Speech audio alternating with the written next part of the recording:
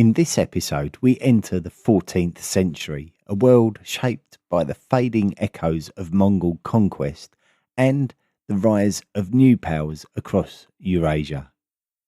The Mongol Empire, once the greatest land empire in history, has begun to fracture, yet its legacy continues to shape the politics of China, Russia, Persia, and beyond. In Europe, the papacy reaches the heights of its influence under Innocent III, only to fracture into rival courts at Rome and Avignon. The Holy Roman Empire splinters after the death of Frederick II. Italian city-states rise, and the Magna Carta begins its long journey towards constitutional government. Across Asia, new dynasties emerge. The Delhi Sultanate expands across India. The Sukhothai kingdom rises in Thailand, and the Ming dynasty is born from the collapse of Mongol rule in China.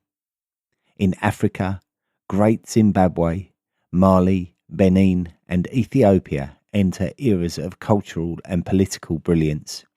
Meanwhile, Europe is shaken by famine, war, and the deadliest pandemic in its history, the Black Death, which tears through cities, transforms economies, and reshapes society.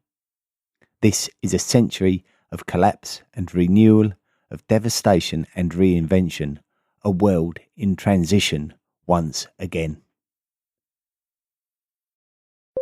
When you need to build up your team to handle the growing chaos at work, use Indeed Sponsored Jobs. It gives your job post the boost it needs to be seen and helps reach people with the right skills, certifications, and more. Spend less time searching and more time actually interviewing candidates who check all your boxes. Listeners of this show will get a $75 sponsored job credit at Indeed.com/podcast. That's Indeed.com/podcast. Terms and conditions apply. Need a hiring hero? This is a job for Indeed Sponsored Jobs.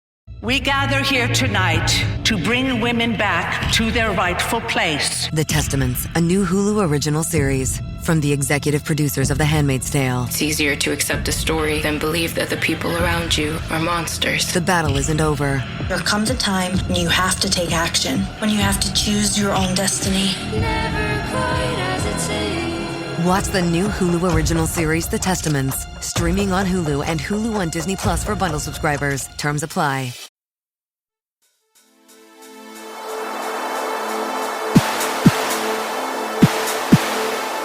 The History of the World podcast, written and presented by Chris Hasler.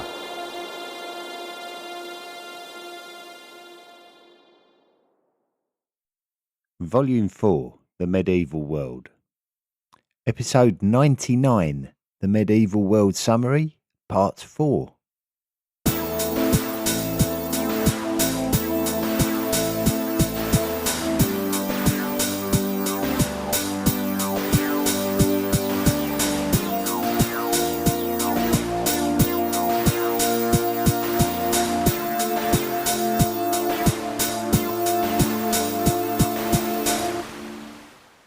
In the previous episode, we discussed the events of the 13th century and the remarkable, unprecedented rise and zenith of the Mongol Empire. United under Chinggis Khan in 1206, the Mongols burst forth across Asia, overthrowing dynasties in northern China, obliterating the Khwarezmian Empire, and opening new routes that knitted together the vast spaces of Eurasia. By the middle of the century, Batu Khan's armies swept westwards, overwhelming the Rus, terrifying Europe at Liegnitz and Mohi, and withdrawing only upon the death of the Great Khan. In the Middle East, Hulagu Khan's destruction of Baghdad in 1258 brought an end to the Abbasid Caliphate, although the Mamluks halted further Mongol advances at Ain Jalut 2 years later. Meanwhile, Kublai Khan forged a new model of Mongol authority in China, establishing the Yuan dynasty and completing the conquest of the Song in 1279.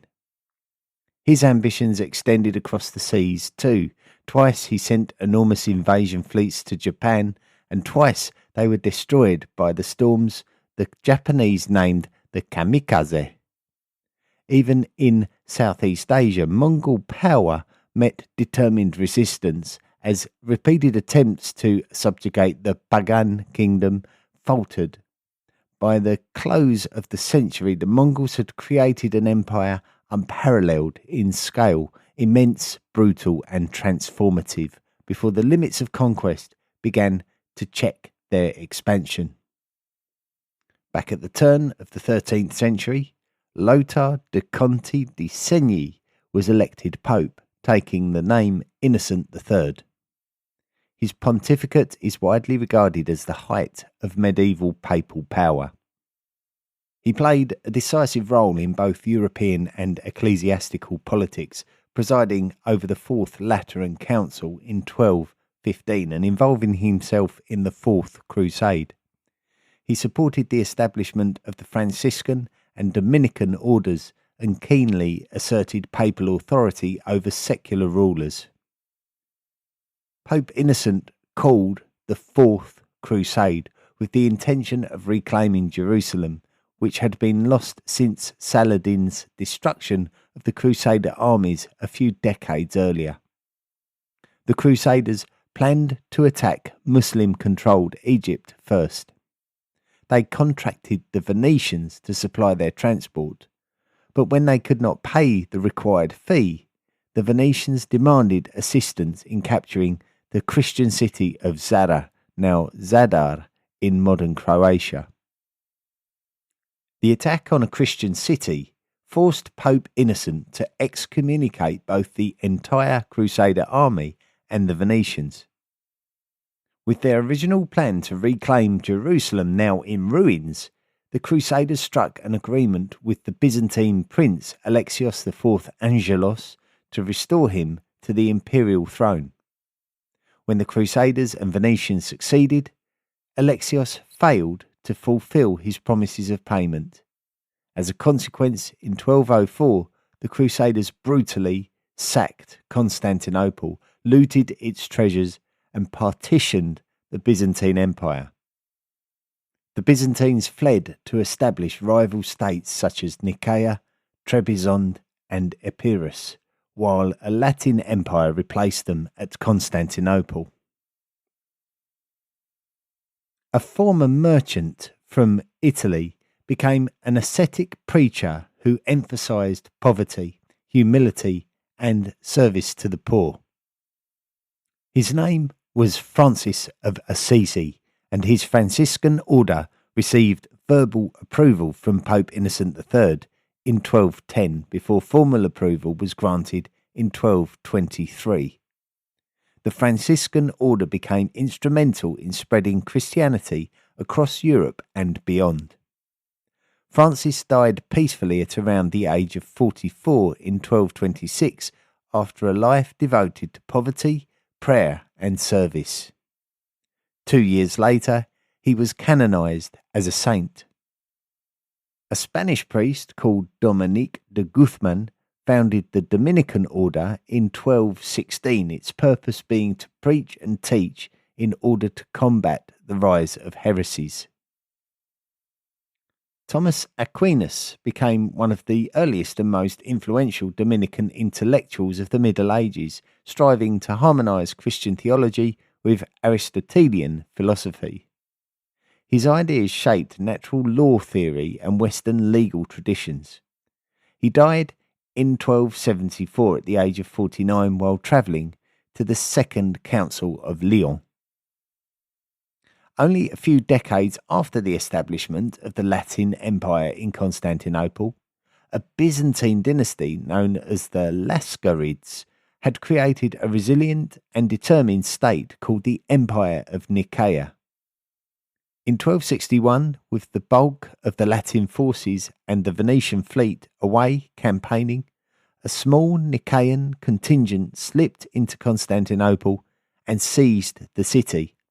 The Latin and Venetian inhabitants fled, and the Byzantine Empire was formally restored.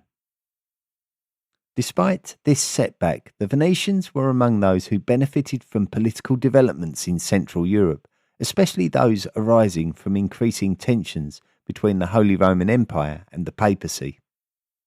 Under the strong rule of Emperor Frederick II during the first half of the 13th century, the empire prospered in spite of his repeated excommunications by the popes in Rome. However, his death in 1250 marked a pivotal moment in medieval European history. Without Frederick's unifying authority, the Holy Roman Empire fragmented into competing regional powers, and the long-running struggle between emperor and pope shifted decisively in favour of the papacy. Italian city-states such as Venice, Florence and Milan grew in influence. Papal control over imperial elections increased. It was likely that by the end of the century, in one of these Italian cities, possibly Venice, spectacles were invented to assist people suffering from age-related farsightedness or presbyopia. Although this may seem like a minor detail, it was a very important innovation that aided the preservation and spread of knowledge and extended the productive years of scholars and craftsmen.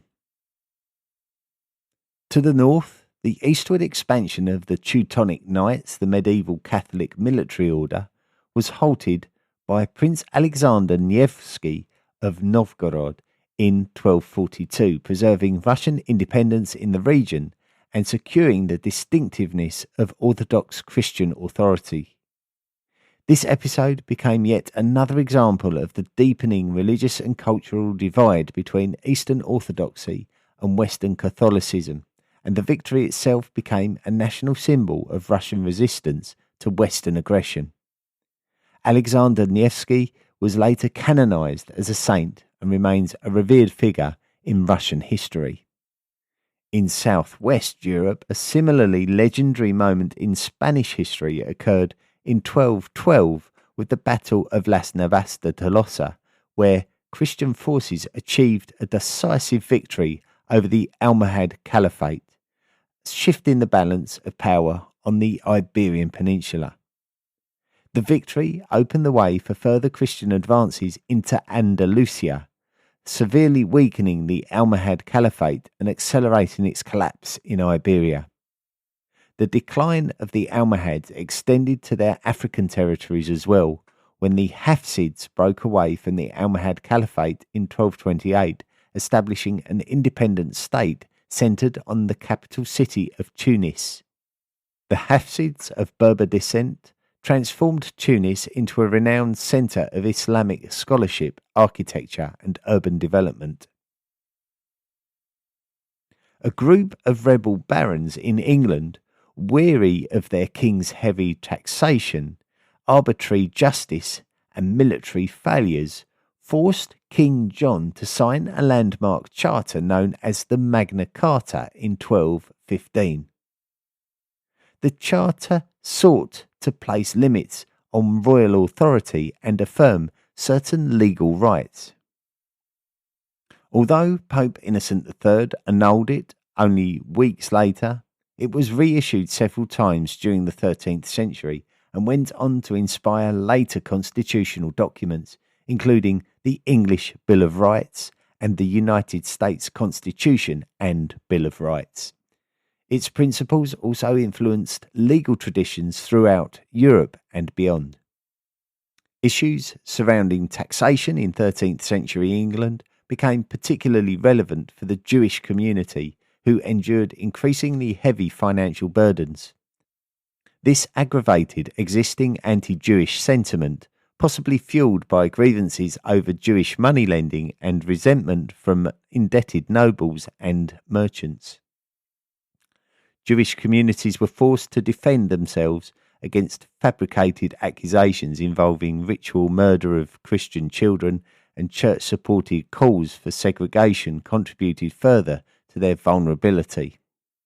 They became easy targets for violence. Attacks on Jewish communities saw debt records destroyed, Jews compelled to wear identifying badges, and subjected to harsh discriminatory laws. Eventually, in 1290, King Edward I issued the Edict of Expulsion, ordering all Jews to leave England. The growing power of the Habsburgs, whose origins lay in the lands of what is now Switzerland, prompted 3 Alpine communities to form a defensive alliance to safeguard their autonomy. A Habsburg, Rudolf, was elected King of Germany in 1273, and his acquisition of the Duchy of Austria in 1282 marked the beginnings of the Habsburgs' hereditary Austrian heartlands. In response, the Alpine communities formulated a pact known as the Federal Charter of 1291. This agreement is regarded as the founding moment of the Swiss Confederation, the political foundation from which modern Switzerland would eventually evolve. At the end of the 12th century, Muhammad Ghori had established influence across northern India, laying the groundwork for Muslim rule in the region. After his assassination in 1206, a former slave of Ghori, Qutb-ud-Din Aibak, assumed control of the former Ghurid territories in India and proclaimed himself Sultan of Delhi. Under his authority and that of his successors, the Delhi Sultanate expanded across northern India, introducing new administrative systems, cultural practices, and architectural styles. This new architectural era blended Persian, Central Asian, and indigenous Indian traditions. Arches, domes, minarets, and elaborate geometric patterns appeared in mosques, tombs, and palaces, marking a transformative period in Indian architectural history. The 13th century also witnessed the gradual decline of Khmer dominance in Southeast Asia, paving the way for the rise of local Thai leadership. In 1238, a chief named Po Khoon Bang Klang Hao led a successful revolt that expelled the Khmer governor from the town of Sukhothai in the upper Chao Phraya River basin. He then unified neighbouring Thai polities and established the Sukhothai kingdom, traditionally regarded as the first truly independent Thai state and the foundation of the later kingdoms of Thailand. Across the Atlantic, the post-classic Maya civilization entered its final major phase.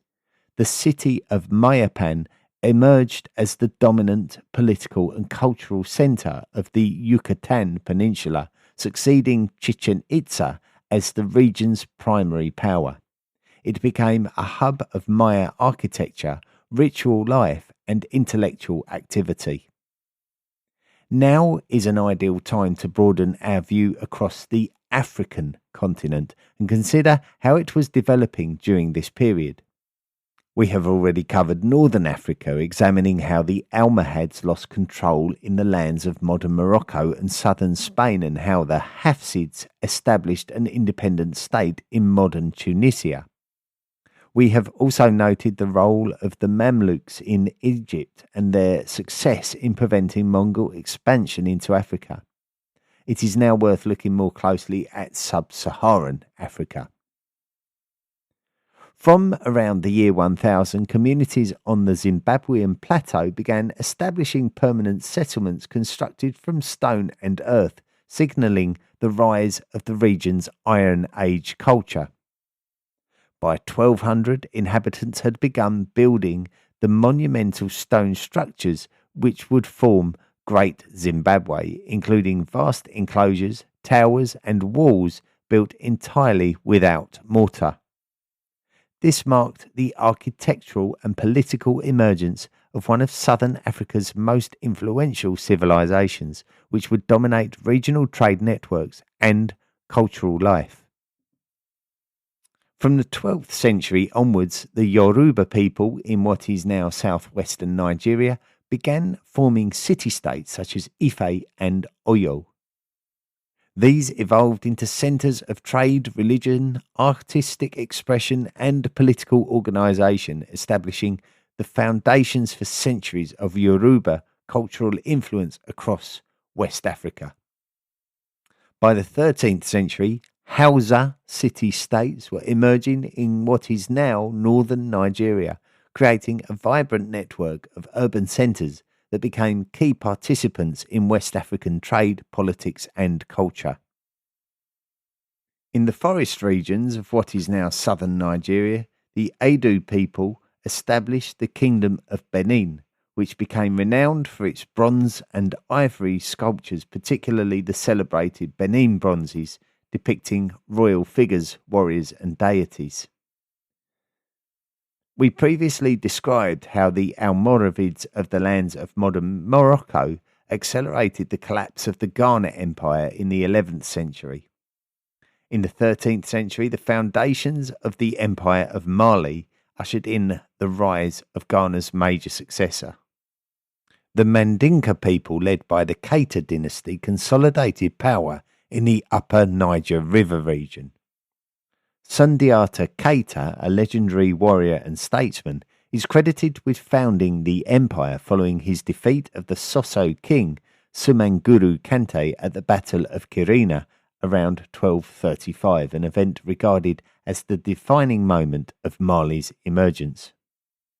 The Mali Empire rose to dominate West Africa by controlling vast territories and lucrative trade routes, becoming one of medieval Africa's most influential political and cultural powers. In the lands of modern Ethiopia, the Aksumite dynasty had been displaced by the Zagwe dynasty in the 12th century, a dynasty noted for its deep Christian devotion and extraordinary architectural achievements, most famously the rock-hewn churches of Lalibela. In 1270, a man named Yekunu Amlak, who claimed descent from the ancient Aksumite kings, overthrew the ruling Zagwe and established the Solomonic dynasty. Its rulers emphasized their role as defenders of Orthodox Christianity, promoting monasticism, church building and religious scholarship. 1300. Osman Hazi was the leader of a Turkoman tribe that had migrated into Anatolia following the Mongol invasions. The Mongols had shattered the Seljuk Sultanate, leaving Anatolia fragmented into numerous small Turkish principalities. Osman established his own sovereign emirate, marking the birth of the Ottoman state in 1299. Perfectly positioned for expansion due to its proximity to the weakened Byzantine Empire, the Ottoman state focused its efforts on Byzantine territory. By 1326, after a lengthy siege, the Ottomans captured the city of Bursa, which became the first major capital of the Ottoman state. A devastating earthquake struck the region of the Dardanelles Strait, destroying many towns across the Gallipoli Peninsula on the European side of the strait. The Ottomans seized the opportunity to occupy Gallipoli in 1354 and refused to relinquish it despite Byzantine offers of ransom. The capture of Gallipoli became the Ottomans' first permanent foothold in Europe, providing a strategic base for further expansion into the Balkans. Within a decade, Ottoman forces had conquered nearly all of Byzantine Thrace, significantly destabilising the region and hastening the decline of Byzantine authority in Europe. By 1361, the Ottomans had captured Adrianople, establishing their first major European capital and solidifying their foothold in the Balkans. This conquest marked a decisive step in transforming the Ottomans from a frontier principality into a transcontinental empire. It did not, however, grant them uncontested authority over the Balkans. In 1389, at the Battle of Kosovo, Ottoman forces clashed with a coalition of Serbian-led Balkan armies. The battle ended in heavy losses for both sides, including the death of the Ottoman Sultan. Despite this setback, Balkan resistance collapsed. Serbia and neighbouring states became vassals or fell under Ottoman influence. This allowed the Ottomans to advance and conquer Bulgaria in 1396, eventually controlling virtually all of southeastern Europe for centuries. The Delhi Sultanate reached its zenith during the 14th century under the Tughlaq dynasty. Sultan Muhammad ibn Tughlaq inherited a vast and prosperous empire in 1325 and embarked on ambitious campaigns to expand it further. By 1335, he governed almost the entire Indian subcontinent from Delhi. His empire stretched from the Himalayas in the north to the deep south, making it one of the largest political entities in Indian history up to that time.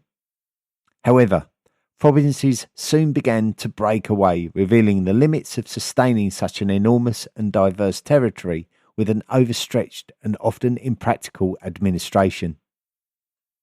During this time in the south of India, the Vijayanagara Empire was founded in 1336 as a Hindu response to the expansion of the Delhi Sultanate, particularly after the sacking of the Kakatiya and Pandya kingdoms. By 1370, the empire had expanded across much of southern India, encompassing areas of present-day Karnataka, Andhra Pradesh, Tamil Nadu and Kerala.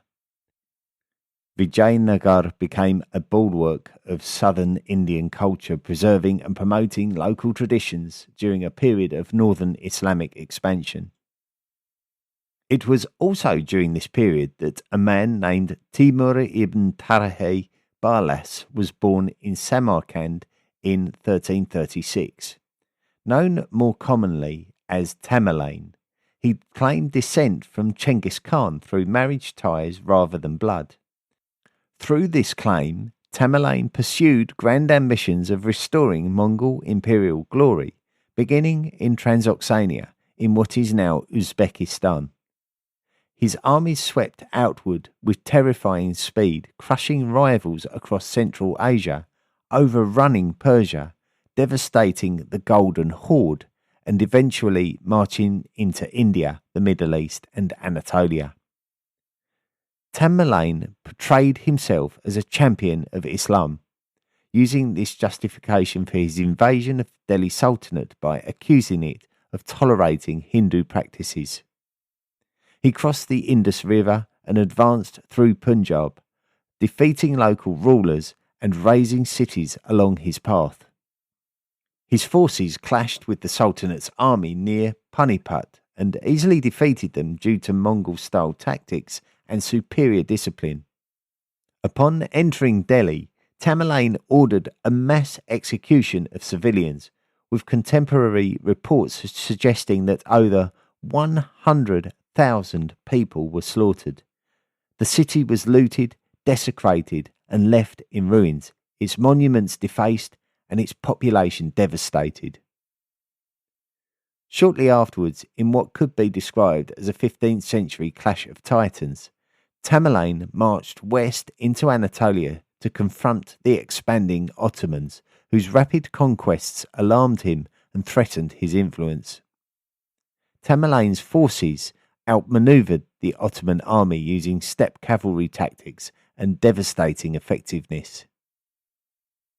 Sultan Bayezid was captured, plunging the Ottoman Empire into a decade-long civil war and temporarily halting its advance into Europe.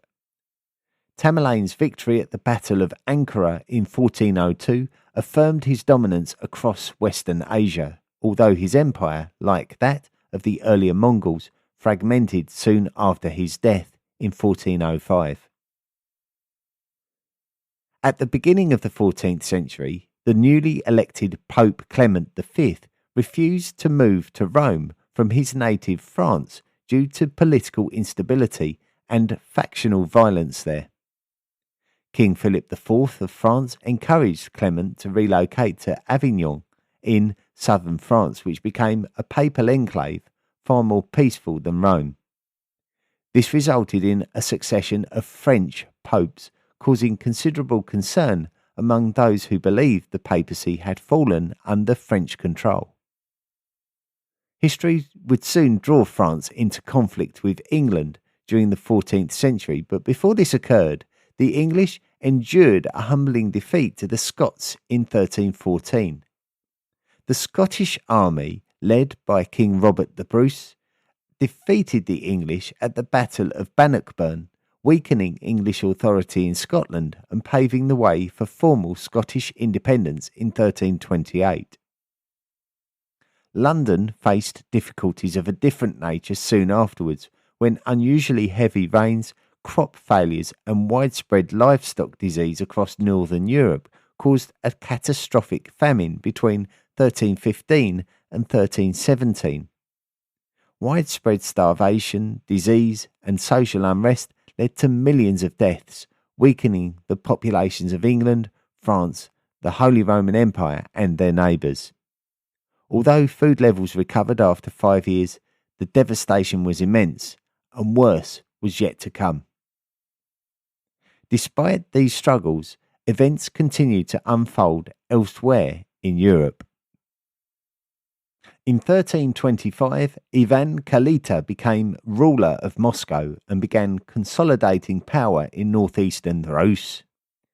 By forging strong ties with the Mongol Golden Horde, collecting tribute on their behalf and strategically expanding his territories, Ivan strengthened Moscow's political and economic standing, laying the foundation for its rise as the dominant principality in Russia. A cultural revival was gradually emerging in Italy that would foreshadow the Renaissance. Figures such as Francesco Petrarch, the father of humanism, had begun his influential search for and revival of forgotten Greek and Roman texts, challenging the theological focus of the medieval age, often referred to as scholasticism. Giotto di Bondone was revolutionising painting by introducing naturalism, emotional depth and a believable sense of dimension to the human figure, providing direct inspiration for the next artistic generation.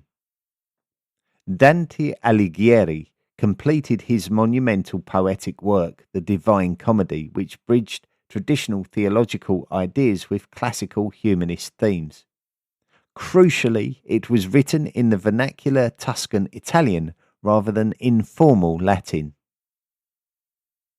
Since the days of the Angevin Empire in the 12th century, when the King of England also held authority over large swathes of land in western France, England's grip on these territories had weakened. The French believed that they were entitled to reclaim them.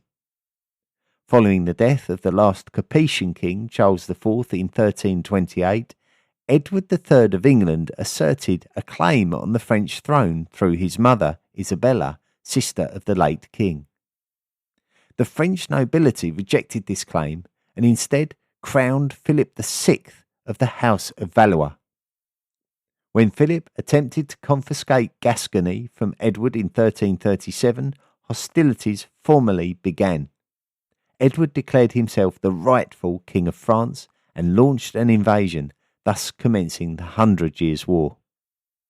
Shortly afterwards, one of the deadliest pandemics in human history began to stir. The earliest definitively dated plague outbreaks have been discovered in Christian cemeteries in the region of modern Kyrgyzstan, dating to around 1338 or 1339. The bacterium Yersinia pestis, which caused the epidemic now known as the Black Death, was carried by fleas and rodents. The disease moved westward along the Silk Road on the backs of caravans and merchant ships, eventually reaching the ports of Crimea by the late 1340s. Genoese trading vessels arriving at Messina in Sicily carried infected rats and fleas, bringing the Black Death into Europe. Within months, the disease had spread into Italy, France, Spain and England, advancing inland along trade routes and rivers. Victims suffered fever, vomiting and excruciating buboes, often dying within days. It is estimated that between 30 and 50% of Europe's population perished, between 25 and 50 million people. Cities such as Florence, Paris and London were overwhelmed. Mass graves, abandoned homes and deserted streets became commonplace. Labour shortages meant wages rose and feudal structures began to erode. Many lost faith in the church, while others sought scapegoats, particularly Jewish communities, leading to widespread violence and massacres. The Jews had been expelled from England in the 13th century and from France in 1306, though they were readmitted to France for economic reasons. As had happened earlier in England, restrictions limiting Jews largely to money-lending roles led to resentment, made worse by the economic pressures created by the Black Death. Under mounting pressure from the church, King Charles VI issued an edict requiring all Jews to sell their possessions and leave France almost immediately. Thousands fled to Italy, the Holy Roman Empire, the Iberian Peninsula, and Eastern Europe. In 1360, the Treaty of Bretigny brought a temporary pause to the first and highly destructive phase of the 100 Years' War. Edward III renounced his claim to the French crown in return for a greatly expanded territory in southwestern France, which he would hold in full sovereignty. The peace proved unstable, and deep political and dynastic tensions caused the war to reignite within a decade. After nearly 70 years of the papacy residing in Avignon, Pope Gregory XI returned the papal court to Rome in 1377. His death the following year created dangerous instability. The 7 popes who had reigned in Avignon were all French, which angered the Roman populace, who demanded an Italian pontiff. The cardinals elected Urban VI, but his severe reforms and abrasive temperament alienated them to such an extent that they declared his election invalid. They subsequently elected Clement VII, who re-established the papal court in Avignon. This created the unprecedented situation of 2 rival popes, Urban VI in Rome, supported by England, the Holy Roman Empire and Scandinavia, and Clement VII in Avignon, supported by France, Scotland, Castile, Aragon and Naples. This schism, known as the Western Schism, damaged the Church's authority and fueled mounting calls for reform. A marriage alliance between the Grand Duke of Lithuania and the Queen of Poland united the 2 countries in 1386, forming a powerful partnership that gave Poland access to Lithuania's vast territories and offered Lithuania a strong ally and protection from Germanic crusading forces such as the Teutonic Order. A mass baptism of Lithuanian nobles and commoners followed the next year, marking the formal Christianization of Europe's last major pagan state. The power of another German-dominated alliance, the Hanseatic League, helped prompt yet another union, this time in Scandinavia. The League monopolized Northern European trade through its network of Baltic and North Sea towns, backed by considerable maritime strength. In 1397, the Union of Kalmar brought Denmark, Norway and Sweden under a single monarch, Queen Margaret I, in an attempt to unify Scandinavia against external pressures and strengthen regional stability. Towards the end of the 12th century, the Kamakura shogunate had come to dominate Japan under the Minamoto clan. When the Minamoto line ended in 1219, the shogunate was ruled instead by Hojo regents who controlled puppet shoguns. This situation provoked Emperor Go-Daigo, who launched the Genko War in 1331 in an effort to overthrow the shogunate and restore direct imperial rule. His forces succeeded in capturing Kamakura, ending the first era of military government. Yet the emperor's reforms alienated powerful samurai families, sparking a prolonged civil conflict. One key figure, the samurai general Ashikaga Takauji, originally an imperial supporter, turned against Go-Daigo. 2 rival courts emerged. a northern court established by Takauji in Kyoto, and a southern court maintained by the emperor in Yoshino. Despite the political turbulence, the 14th century became a period of cultural renewal. Zen temples flourished as centers of art, architecture, and scholarship, and the samurai elite embraced new cultural pursuits. Japanese culture increasingly distinguished itself from Chinese models. At the turn of the 14th century, native Chinese, referred to as Han people, remained under the rule of a foreign dynasty, the Mongol-led Yuan. The first Yuan emperor had been Kublai Khan. It was an impoverished peasant and former Buddhist monk, Zhu Yuanzhang, who rose to prominence through the Red Turban Rebellion. A combination of political misrule, economic hardship, and natural disasters during the century fueled widespread revolt against the Yuan. The Red Turban movement, a mass peasant uprising, ultimately toppled the dynasty.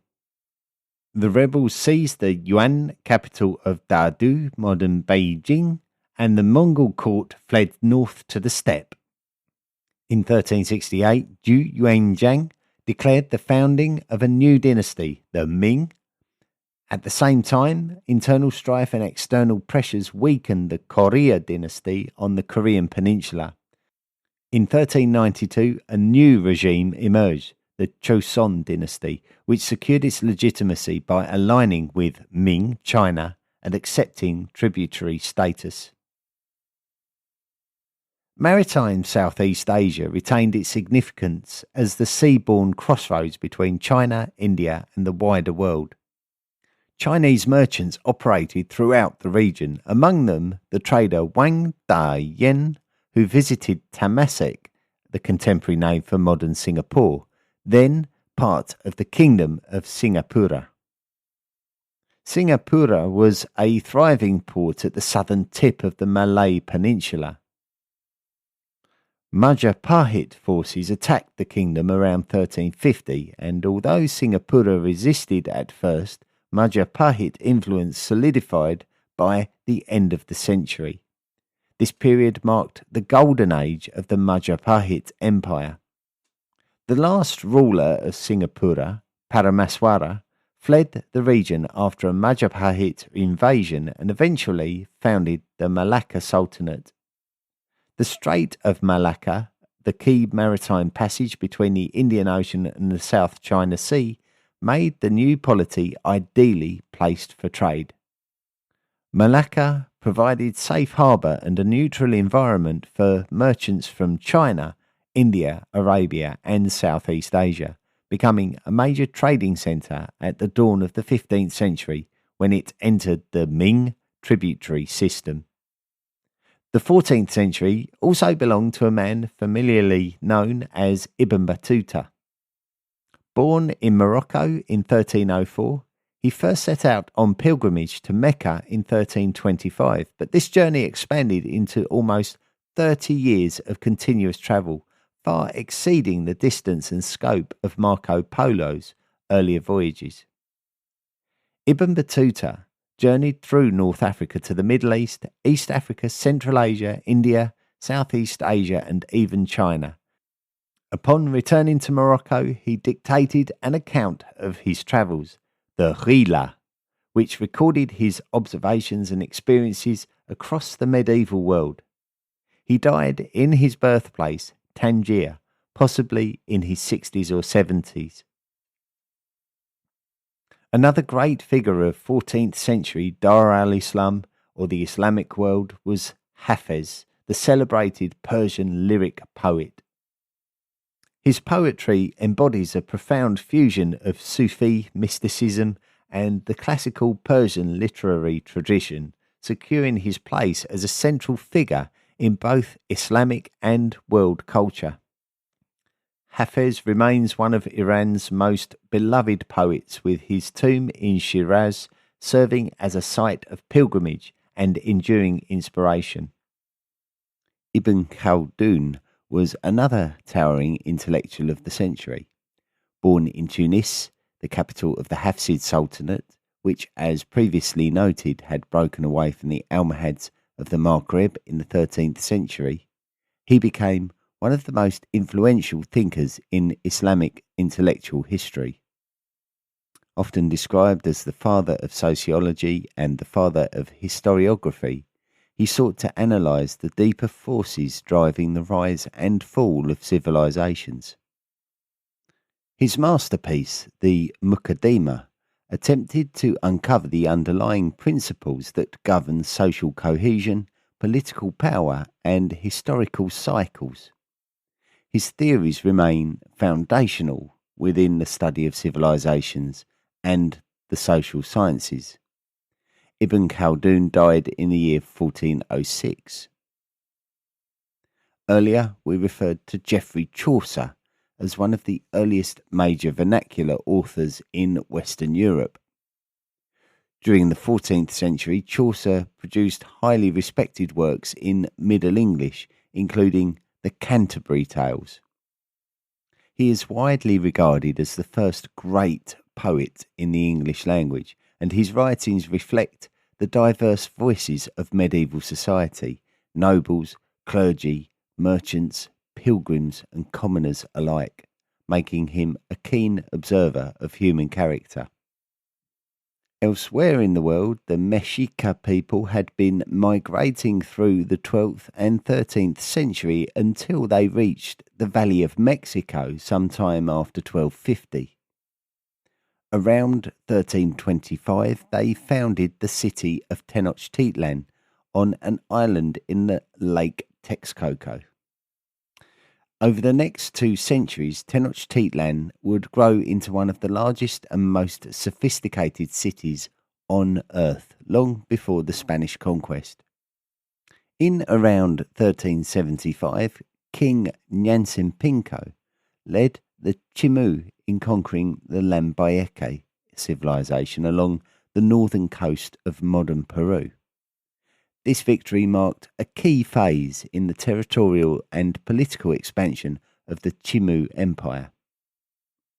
In Africa, the Kanem-Bornu Empire, centered around Lake Chad, experienced a turbulent period during the 14th century. Dynastic rivalry and invasions by the Bulala people forced the Kanem rulers to migrate westwards. The imperial capital was moved from Njimi in Kanem to Bornu, west of Lake Chad, effectively shifting the centre of power and beginning the Bornu phase of the empire. In a reversal of earlier centuries, the Thai kingdom of Ayutthaya launched reported invasions of Khmer territory in the final decade of the 14th century. Whereas the Khmer Empire had previously dominated Thai lands, Ayutthayan forces struck into Khmer territory in 1394 and briefly occupied Angkor, accelerating the decline of the once mighty Angkorian state. 1400. We now reach the closing stage of this summary and the 15th century, the transition point between Volume 4 and Volume 5 of the podcast.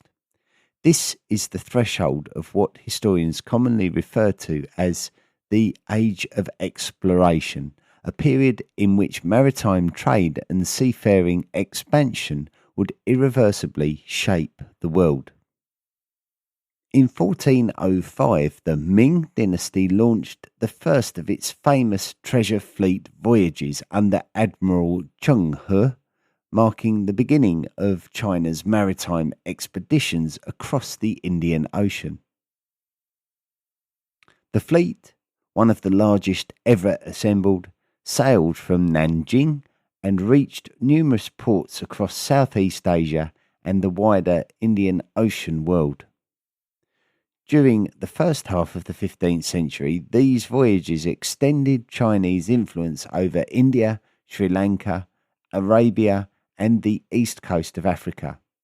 They established diplomatic links, encouraged trade, and showcased the extraordinary naval power of Ming China. During this same period, Ming forces successfully occupied Dai Viet, the contemporary Vietnamese state, after defeating the Ho dynasty in 1407. However, Vietnamese resistance proved resilient, and 20 years later, the Ming armies suffered defeats and were forced to withdraw.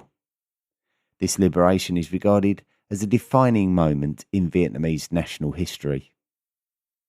We could also describe this moment as the end of the Age of the Crusaders. By the 14th century, the Teutonic Order had established a powerful and independent monastic state in Prussia and the wider Baltic region.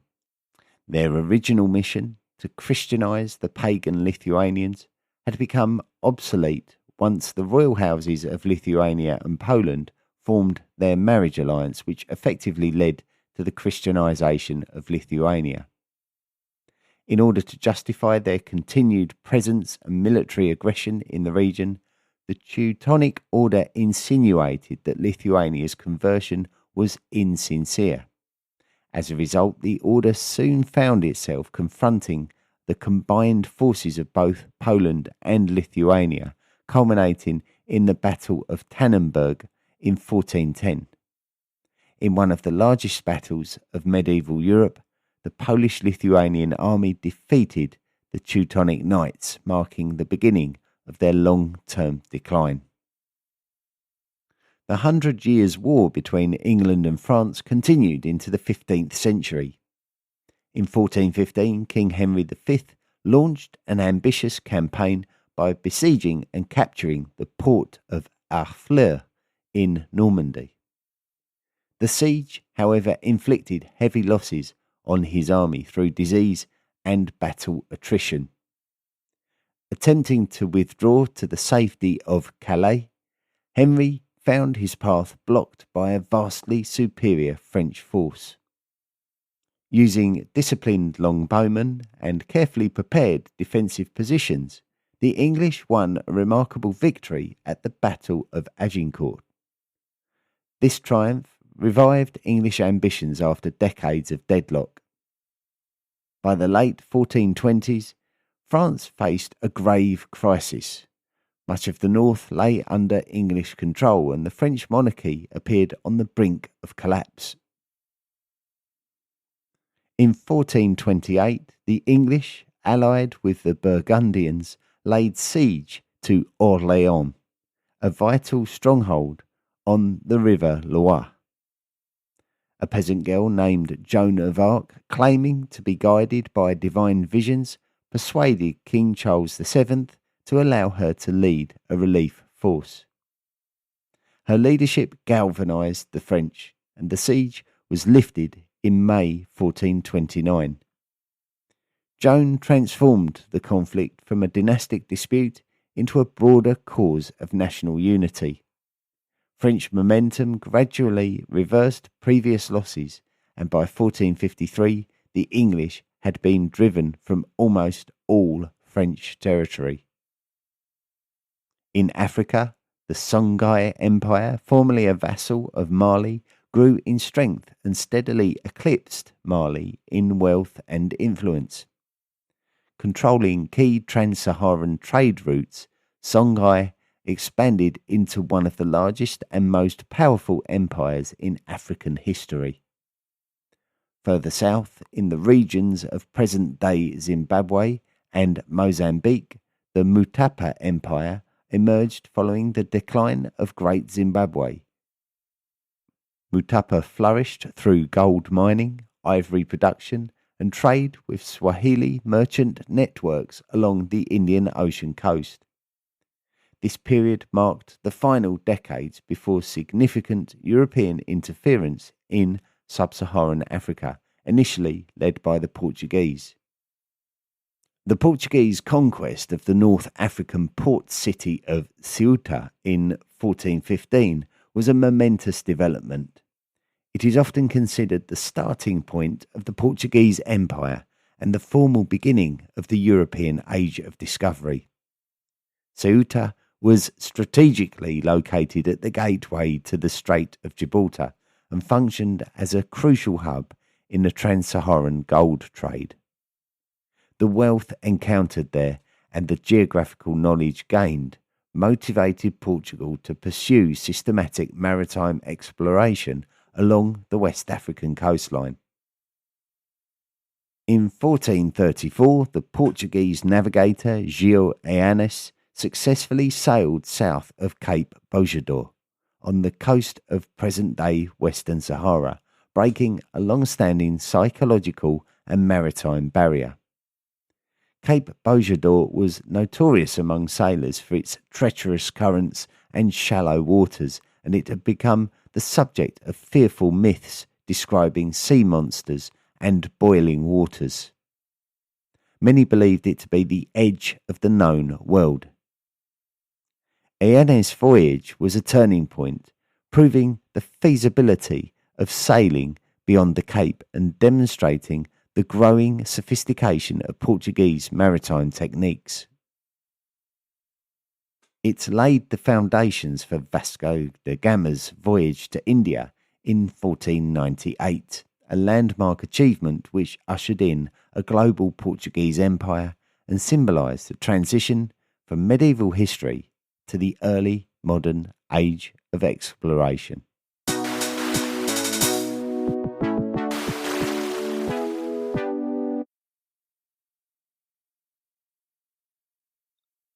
Thank you very much for listening to this episode of the History of the World podcast. It was part 4 of the 4-part series on the medieval world and the summary of the medieval world.